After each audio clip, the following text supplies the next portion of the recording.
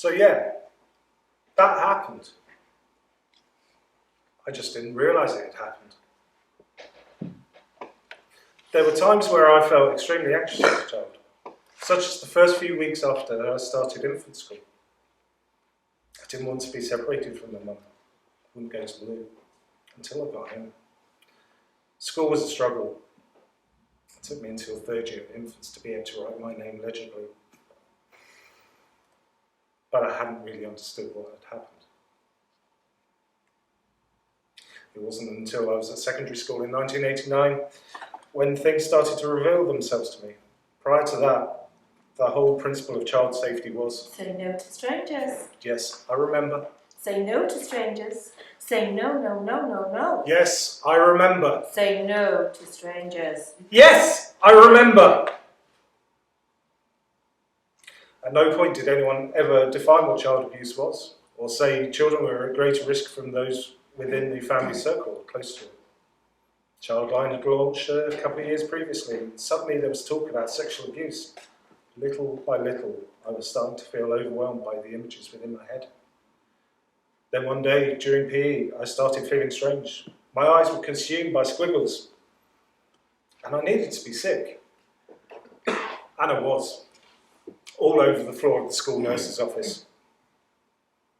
I was sent home where I spent the next few days recovering. The following Monday in PE, it happened again. And the following Monday. Every Monday was the same. You say your migraines occurred every Monday. Do you think Mondays are significant? It's possible. I have no idea. Do you think PE was the trigger? I don't know. Could it be that something happened whilst changing for PE that could have triggered a memory? I don't think so, but anything is possible. But why I waited till I was 13? I don't know. Especially when I was in Mrs. Lance's class at infants and we had swimming lessons in the summer. Every kid in the school feared summer when in her class. Why was that? Well, Take off your swimming costumes and run one full lap of the playing field, and then get dressed. so because of that, I'm not sure that changing rooms at secondary was the issue. I think really that my mind was overwhelmed by protecting itself so long. It wound itself up like an elastic band, storing all the energy as it winds up right until it can't store it anymore, and then let's go. That's what I believe my mind did. Well, that makes sense. When a brain is subjected to trauma, it does what it can to protect a person. Dissociation is an example of that. It takes a person out of themselves during the trauma. I guess you could say it's like an airbag for a trauma survivor. Anyway, please continue. One Monday, the school nurse couldn't make contact with my mum, who was out shopping. So she called my godparents next door, as they were the emergency contacts. They took me home. I was laid out on their sofa with a cool face flannel over my forehead. Then suddenly, it came back. It was in this house. Upstairs. Laid a room where unimaginable pain was inflicted. I'm so sorry that that happened to you. With all due respect, I don't need nor want to hear pity. Over the years, I've heard it so many times. Michael, what do you need? I need people to listen. I need change. I need these things to never be allowed to happen to another human being. What things? Well, let's look at what happened when I first had dealings with mental health services. Okay, if that's where you want to start, let's continue on your journey with you. So, when I was 20, I found myself on the floor, both physically and metaphorically, on that of Dr. Norman, the family GP. This was the first time I disclosed to anyone about what had happened in that bedroom. I had been feeling an overwhelming urge and need to take my life. I had said that I wasn't sure, but I thought it might be related to the abuse. And what did he do? Referred me for an emergency appointment with a consultant psychiatrist. Can you actually imagine a same-day appointment with a psychiatrist these days? Well, it seems hard to believe, especially the way mental health services are run and funded these days. What happened with that appointment? Well, one of the first questions he asked was, Do you have a history of mental health problems in your family? not that I know of. I'm adopted. I don't know my biological history. As far as I'm concerned, I don't have any need to. Though it would be nice so I can answer questions like these. Otherwise, Mum and Dad are my parents. I'm something many don't. I was chosen by my parents. They wanted me. I see. So I believe you have attachment issues and a fear of being I abandoned. beg your pardon? I believe you have attachment issues and fear of abandonment. I believe you didn't hear me. I believe you didn't hear me say I have a compulsion to die, possibly because I can't stop seeing images of being forced to perform oral sex on my godparent's son. That must have left you feeling really unheard. Were you angry? I don't know. Thinking retrospectively, yes. It was invalidating and suited his agenda.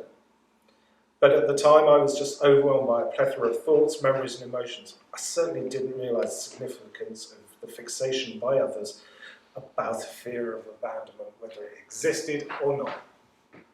How do you mean the significance of the fixation of others about a fear of abandonment? Well, you know that psychiatry does love a good diagnostic classification of mental disorders. Whether it's the American Psychiatric Association's DSM or the World Health Organization's ICD. I do, but what does that mean for you? Well, DSM-5 states among its criteria for diagnosis, Frantic efforts to avoid real and imagined abandonment. while ICD-11 states, A liability to become involved in the intense and unstable relationships may cause repeated emotional crisis and may be associated with excessive efforts to avoid abandonment and a series of suicidal threats or acts of self-harm. That's what the manuals say, but what do you say? it's my belief that this becomes justification for psychiatry to treat people, particularly survivors of sexual or domestic abuse, as having a flawed or disordered personality, and then deliver a certain arguably abusive treatment or not, just to deny access to needed support. I'm so sorry. I feel ashamed that other colleagues have treated you this way. They've treated you so poorly. I appreciate that. Having allies is important. You always understood that. You always understood that post-traumatic stress was the driver of my issues. You also understood that a personality disorder diagnosis would be problematic in the future. You were right. But it wasn't about being right. It was about warning you as you prepared to move on, as you prepared to move to another part of the country to start at university. But you were right. It was problematic, especially fighting for recognition for the post-traumatic stress driving the suicidal ideation and the self-harming behaviours. Trying to access help was probably more difficult than navigating the criminal justice system. Sounds like a bruising encounter. It was, but I had to endure it. I had to believe I deserved a second, third, fourth, or however many chances I needed to right the wrongs of my life. Hello, Michael. Ethan? Is that you? Wow, how did you know I was at my parents'? I know what Mullet did to you. Did it to me too. Can we meet to discuss it?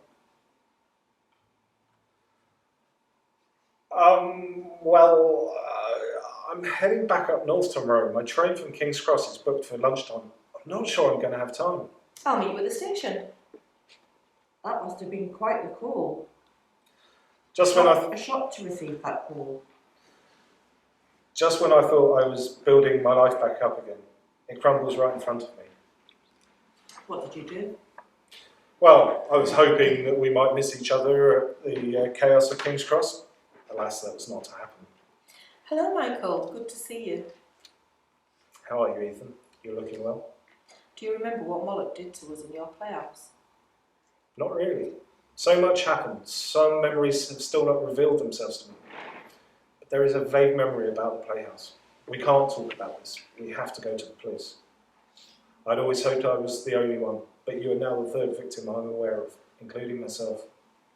I believe you. Whatever he did, those memories, I'm afraid, are real. I have to go. My train is about to leave. What did you do? Nothing. There wasn't much I could do. Ethan wasn't ready to disclose his abuse. There wasn't any evidence to suggest Moloch still had access to children. Although I was aware that his sister refused to go near their house when she had a baby, I always wondered why. But I was in a situation where I couldn't do anything. That was until about 10 months later when I visited my parents for my birthday and we went to the pub. What happened? He walked in with his mate and a kid and made the kid sit next to him. That must have felt like a very unsafe environment. How did you feel? Incandescent rage. He had access to kids that I wasn't aware about. I stood up. I necked my pint and stood holding my glass ready to find his jugular. Now, I'm not a violent man naturally, but he's the one person I could harm and would do so with no stains whatsoever in my conscience. But you didn't. What stopped you? Mum and Dad dragged me out of the pub, pleading I didn't do anything I would regret. So what did you do? I went back to York with one thing on my mind: Which was? stopping by any means necessary. So after a very disturbed sleep, I got up, rather dishevelled, jumped into some clothes, and left the house and began my walk to the police station. Every step I took through the park, I could hear and see kids. Definitely motivated me to keep walking until I got to the bridge.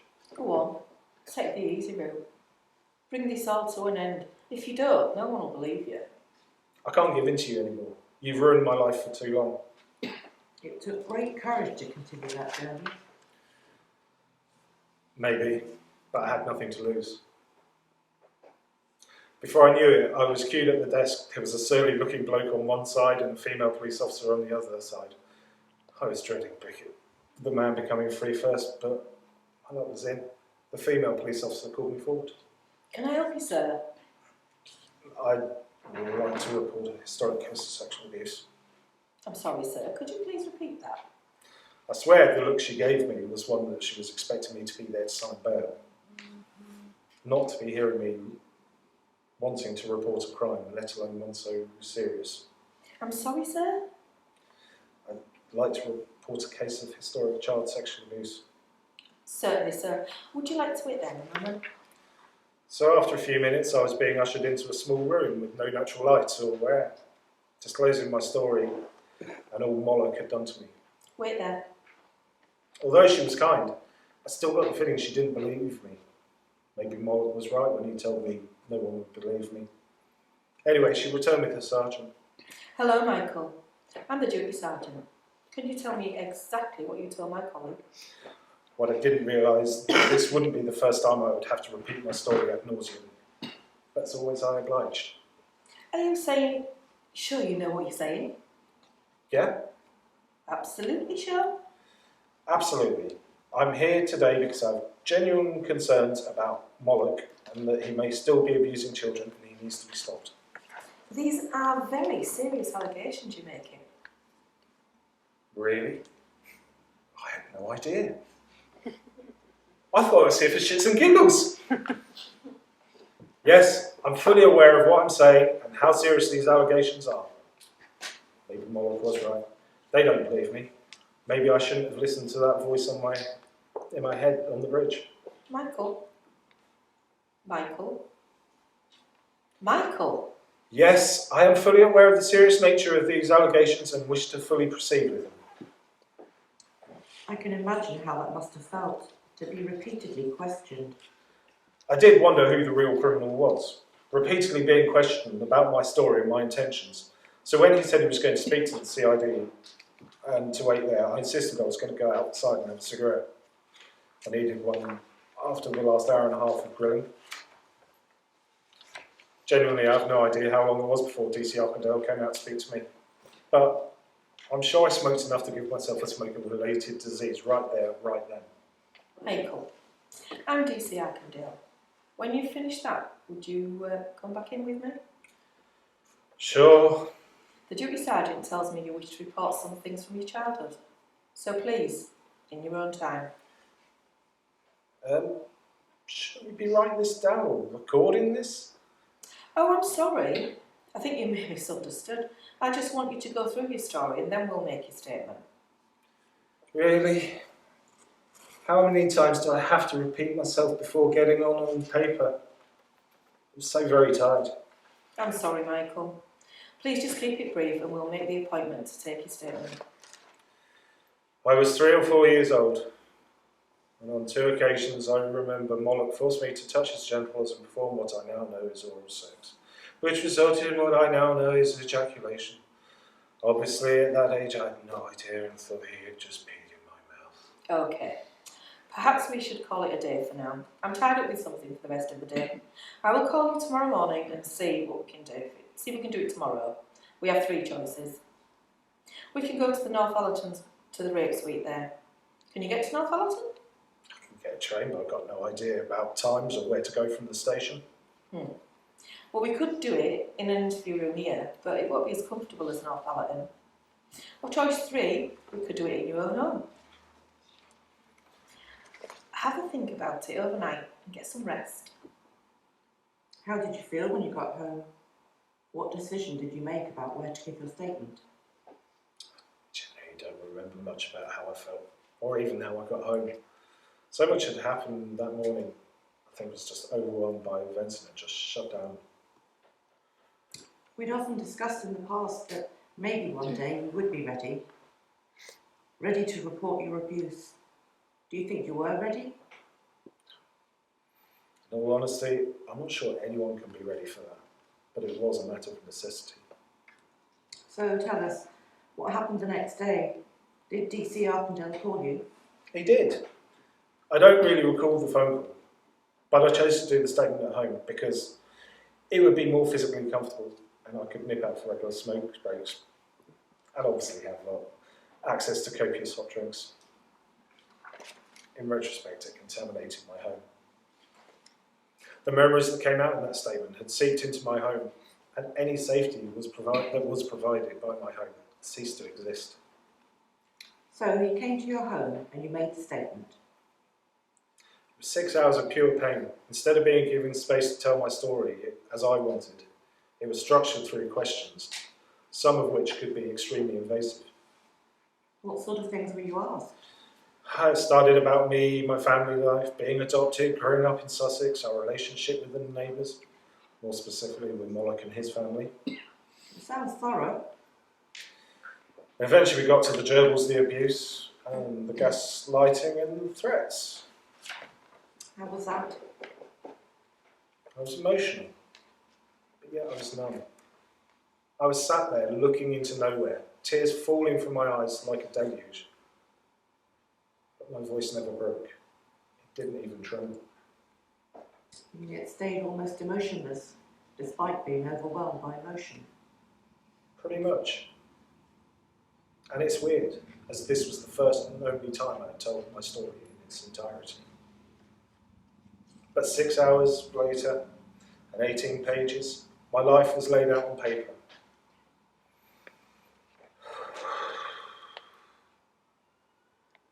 My life, my story, was now out of my control and in the hands of the criminal justice system. So what happened after you took the decision and reported your abuse to the police? Well, I was a wreck physically and mentally, and I was also fighting York's mental health services for some help with my rapidly declining mental health, each time to be greeted with responses like, Hospital won't help you. Evidence suggests that inpatient treatment is not effective for borderline personality. oh, I'm sorry, Michael, but you're not ill. You just lack structure. it suddenly felt that every word of regret offered when I was first diagnosed rang true. It felt like BPD was a rope around me and I was a condemned man. Which words were they? That in the future, other mental health practitioners may use the diagnosis against me. That experience sounds very invalidating. Well, they failed to identify any PTSD symptoms, instead obsessed with denying support by inferring that my personality was flawed. Well, we know there's a correlation between people diagnosed with borderline personality disorder and histories of child abuse. Absolutely. Unless you understand the language of trauma and abuse, you cannot really understand borderline personality disorder. Despite the repeated invalidation by the mental health services, I did have one ally. Michael, You can't go on like this. This path to self-destruction, it's not where you belong. I know you're right, Amelia, but what can I do? Let me walk with you. Together we'll find the way. But I choose to walk alone with this, so not to transfer the pain to others. No one deserves it. I've learned to live with it myself. It's not fair for others to share that. And how well did that work for you? Maybe you're right. Here's a list of organisations that support survivors of rape and sexual assault for adults abused as children. Look, there's one right here in the city. Would you like me to give them a call? Thank you, Amelia. I think I should do this for myself. And that's when you chose to approach Survive. I didn't really have a choice. Amelia wasn't going to give up on me. But you still had the choice to seek support. You could have chosen not to. I was in a dark place, and it felt like Hobson's choice, but you're right. I chose to do something differently. I chose to seek support. And how were you feeling? Battered and bruised. I'd done all I could. I'd been to the police and thought that he had been stopped. However, he hadn't been stopped, and he was, in fact, as we learned, building children's play areas as part of his landscaping business. I think we were both outraged by that, weren't we? Yes, I think we can agree about that. As far as I knew, there was nothing I could do without taking the law into my own hands. And I couldn't let you do that. We had safeguarding issues. When we approached the police again to review the case, and with that I asked, But I put my trust in you. and did you? Did I what? Trust me. If I'm honest with myself, part of me felt like I was out of options. But I also had the need to find some meaning in my life and justify my legacy. Your legacy? That no matter what might happen to me, I had done all I could to ensure that kids were safe from Moloch. Looking back now, I'm grateful that you picked me up from the floor and you walked with me back to the police. And that was when we discovered the case had been no further actioned. I was defeated. But the new safeguarding issues were enough to get DC Fennick and his team to look at the case again. I still don't know how you cope with his incompetence. Do you mean the Ethan incident? Ah, yes, the Ethan incident. What on earth was he thinking? Hello, Annie. We've spoken to Ethan. He would like to speak to Michael about his concerns about Moloch. Do you think that's appropriate? In what way? Well, isn't it a matter of conflict of interest? Because I'm supporting Michael. More worryingly, doesn't it risk contaminating evidence? I don't see how it could contaminate evidence or be conflict of interest. I've discussed this with Michael, and we think that all we can offer is to let Ethan know we think Moloch may still pose a risk to children. He constructs playhouses. I can also offer to find him support near him. Okay, I'll make a statement. The next 18 months were a blur of missed promises from DC Fennick and general apathy. So you emailed Fennick and his sergeant? I did, heavily expressing my dissatisfaction at his apathy and constant lack of keeping to agreed level of communication. But before being put on guardian leave and the case being reallocated to DCPT, I received the following. Dear Michael, I've served on the force for 22 years and have always put the protection of the public first, including children. I'm waiting advice from the CPS, who will have to prove your case beyond a reasonable doubt. You must be aware that I have priorities, and these are the cases that may arise.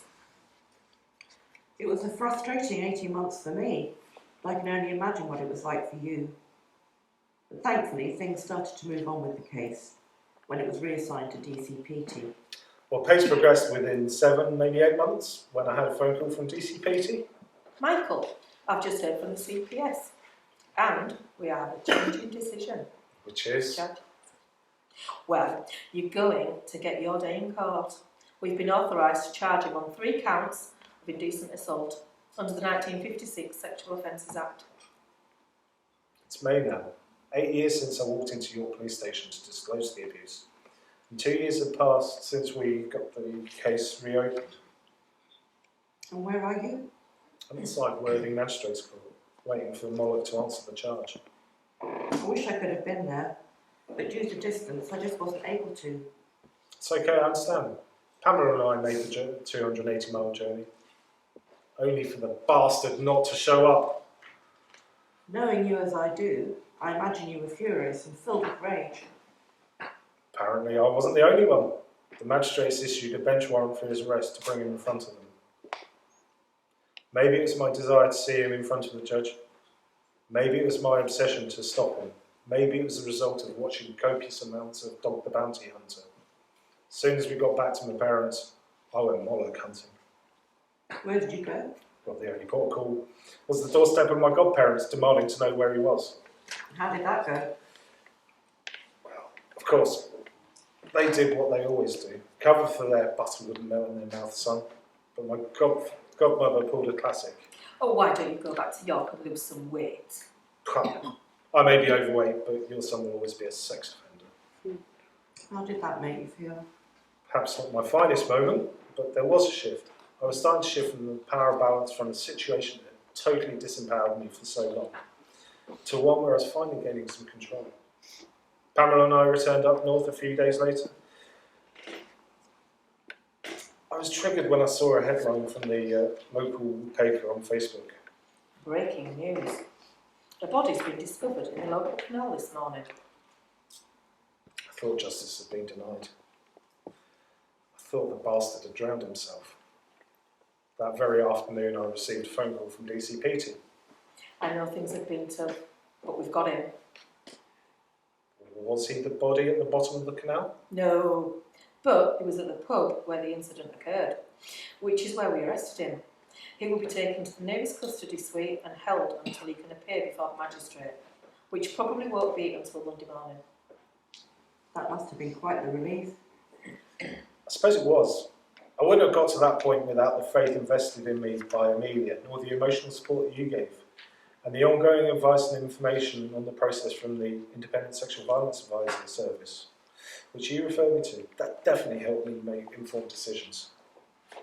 Next step, your day in court. Some wonderful support from many wonderful people. By the time January arrived, I think I was ready for the trial.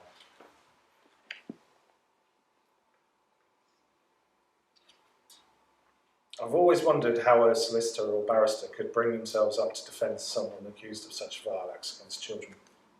Badly? Well, that seems to be the case for Moloch. Larry, his barrister, was like a badly written comedy character. The morning I was due to give evidence, my anxiety amplified. I was barely slept the night before. For the first time in my life, I couldn't eat breakfast. I mean, as you can see, I've really said no to a fry-up. That breakfast was pretty much replaced by cigarettes. In the hours before DC Don arrived to take us to the hotel to take us to court, I must have gone through a whole pack of cigarettes. The smoking-related illnesses were definitely given a chance to thrive. Sat back in the back of Don's car. Everything was a bit of a blur. I do remember he was embarrassed when he suddenly remembered his kids had changed the voice on his sat-nav to an Aussie surfer dude. I must confess hearing Hang left at 200 yards. did break any tension that was in the air. Anxiety and tension filled the air of the witness rooms. It was in another room, what sounded like a vulnerable young girl who was distressed at the process of having to give evidence. That must have been very distressing to hear. It was. But despite the best efforts of Keir Starmer trying to improve the experience of vulnerable witnesses 3 years earlier, with new guidance on support for victims, the system wasn't learning. Probably still hasn't even learned. It hasn't learned how to treat vulnerable witnesses. We really need to do more.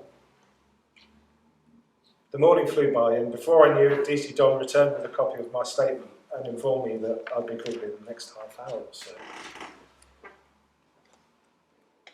During that time, I had to read my statement to refresh myself with what I'd said. Bearing in mind, I hadn't forgotten what had happened to me, but I had almost 9 years elapsed since making the statement. and therefore couldn't remember word for word everything on those 18 pages. It was hard, not just the sheer volume of handwritten notes that had been scribed by D.C. Alec and transcribed into type format, but reliving not just the memories of the abuse, the memories of being sat in my home, making a statement. That must have been tough. I Do you don't, wish you'd made a video statement instead? I don't know. I don't know whether I was relieved that it was a handwritten statement and not a video statement like the other two victims. I think it was easier reading the cold words and not having to see my distress on film. As I was reading my statement in the witness room, the court was having it read out to them, by whom I'm not sure. And I suppose if it had been on a video statement, the video would have been played and the jury would have seen the tears and the pain and the distress, not just hearing emotionless words on a piece of paper. Just before midday, the court usher collected me from the witness room and led me to the court to my fate.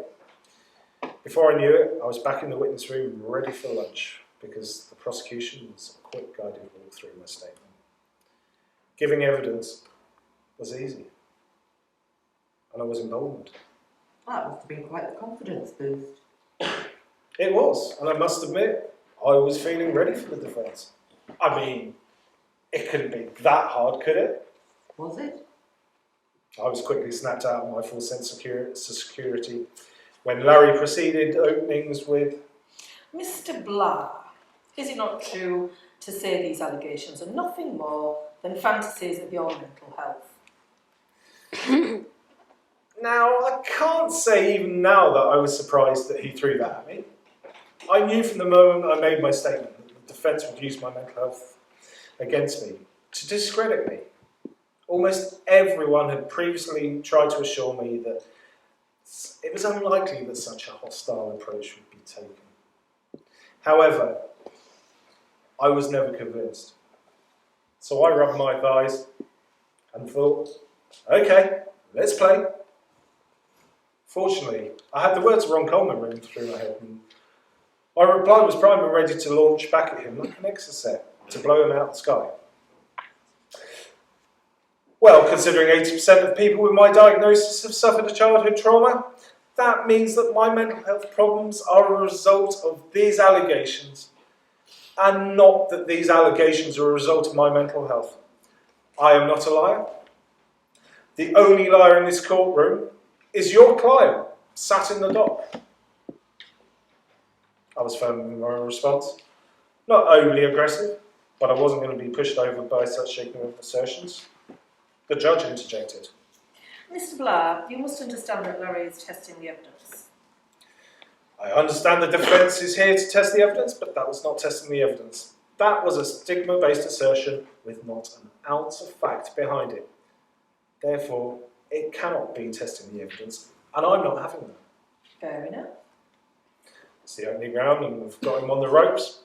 Can't get much worse, can it? Did it? Oh yes, it certainly did. Mr. Morlock, blah, blah, blah. Did he just call me by his client's name? Did he? Mr. Morlock, blah, blah, blah. Did he? Mr. Morlock, blah, blah, blah. He did! He did. Before I had a chance to challenge him calling me Moloch, the prosecution interjected, pointing out that the question had been asked 4 times and the same answer given. The judge agreed and directed the court to the answer that had been clearly given, even if it hadn't been understood by the defence. At no point did anyone notice his use of the name, so I spoke up.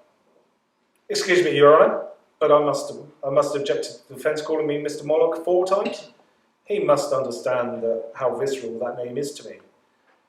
And at the very least, it's disrespectful. At the worst, it's an attempt to provoke me into a reaction, to discredit me. Why didn't you do something to stop the alleged abuse? I was 3 or 4 years old. Why didn't you do something to stop the alleged abuse? I didn't know what was happening was wrong. He told me it's what big boys did. I wanted to be a big boy. Why didn't you do something to stop the alleged abuse? My vocabulary wasn't developed enough to explain to my parents. Why didn't you do something to stop the alleged abuse? Society's understanding of child sex abuse was extremely limited in the late 70s and early 80s. But why didn't you do something to stop the alleged abuse? Simply, it shouldn't have been my responsibility to stop the abuse, but your client's responsibility not to be abusing me. It wasn't my fault, it isn't my fault, it will never be my fault. No further questions, Your Honour. That was it. I'd done all I could. It was time to have faith. Just one more question, Your Honour. It was the prosecution barrister interjecting. Why did you decide to come forward to the police when you did? Well, in 2007, whilst visiting Mum and Dad, we went to the local pub. He walked in with a young boy who had the look in his eye only a survivor of his cruelty would recognise. He may well still be abusing children, and he needs to be stopped. Thank you, Michael. You're excused. Has the jury reached a verdict? Yes, Your Honour. On the charge of attempted rape against victim C, how do you find the accused? Not guilty. On the charge of indecent assault against Ethan, how do you find the accused? Guilty. In the charge of indecent assault against Michael, how do you find the accused? Guilty. Michael, how did you feel? I don't know. How am I supposed to feel? I can't quite believe what I've just heard. Do you feel vindicated? If not, do you think you will feel vindicated? I don't really know. I guess I was never really looking for vindication or validation. But I had to make sure Moloch couldn't get away with it. In retrospect, I'm not 100% sure I achieved that. But at least he can't slip the police any further. I must confess, I thought your anger might get out of control and ruin things for you. But your anger in search for justice has given you the fire in your belly to carry on. Justice. That good old notion that a person gets what they deserve. Well, he was given a suspended sentence. Put on the sex offenders register for 10 years, maybe he has stopped offending, maybe not. At least it's harder for him to evade the criminal justice system in the future. Maybe justice has been served. I really don't know. Why not? Maybe justice is more than that. Although I made the journey to the police to make sure kids were safe from him in the future, I had paid a heavy price for his crimes.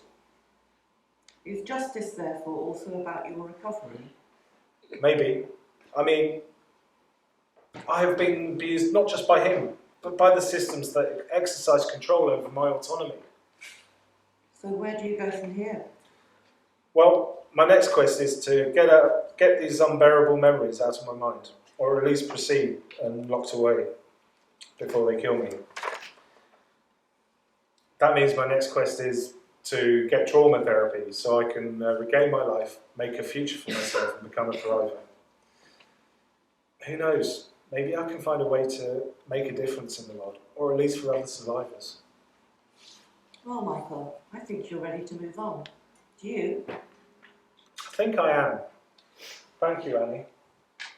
I couldn't have got to where I am today without your support, and the support of many others.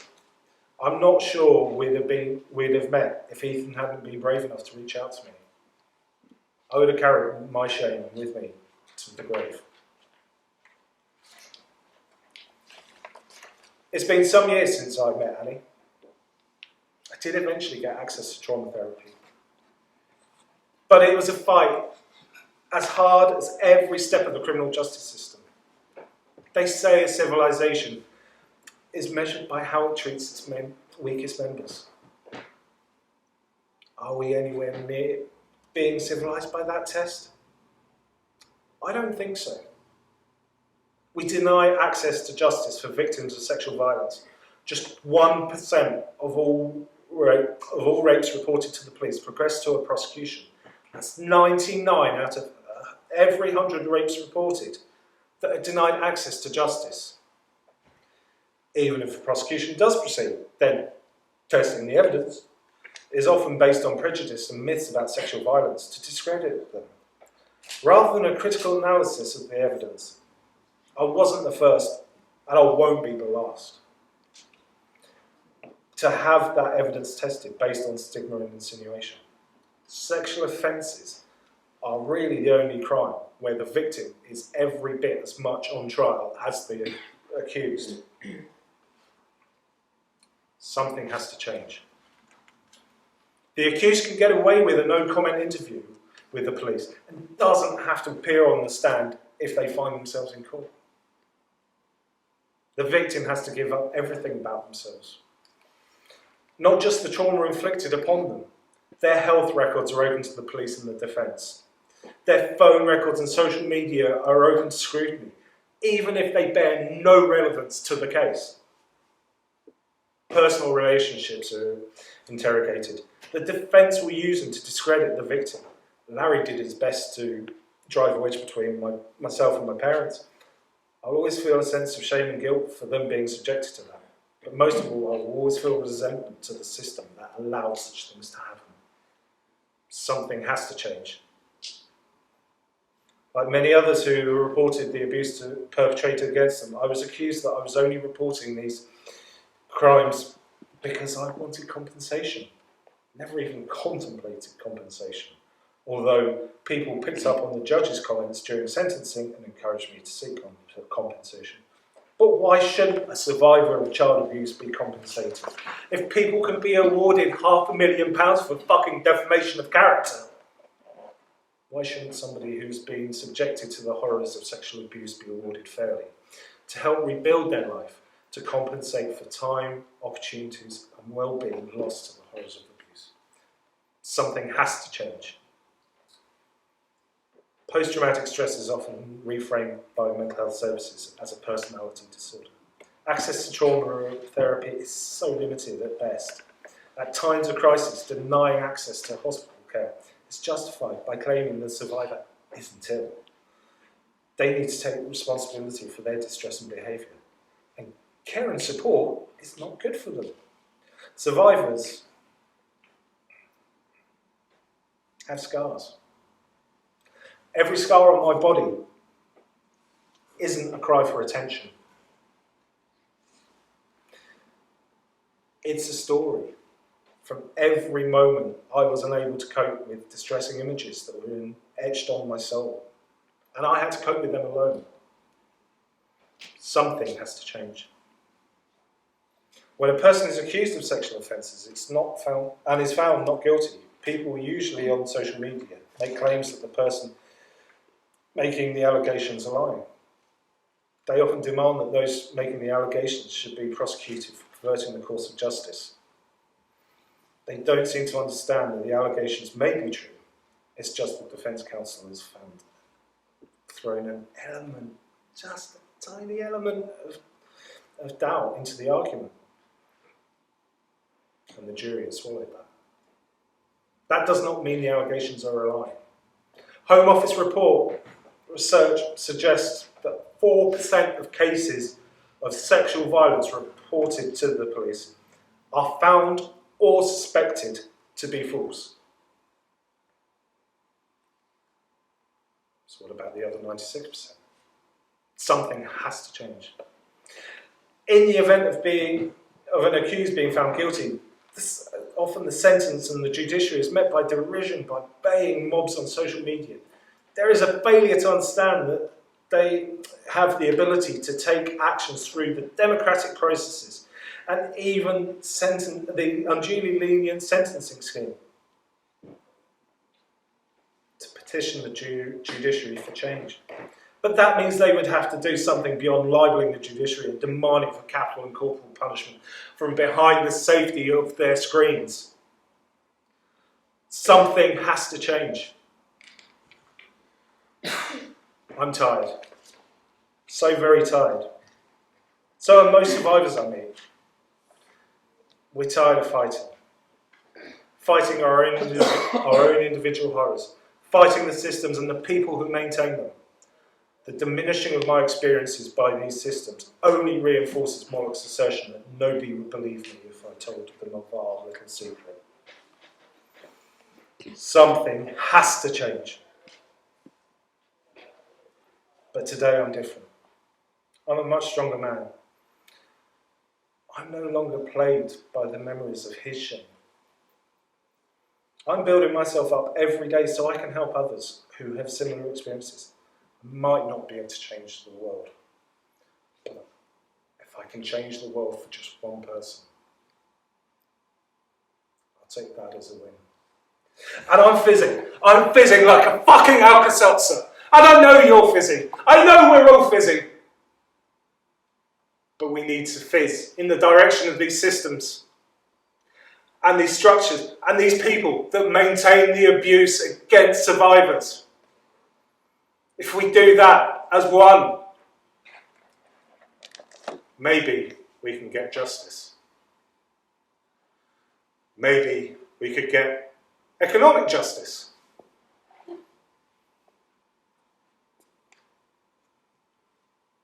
Maybe we could even get health justice.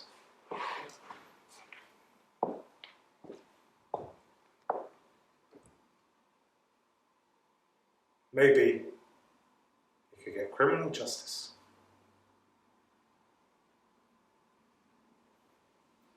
It's time for change.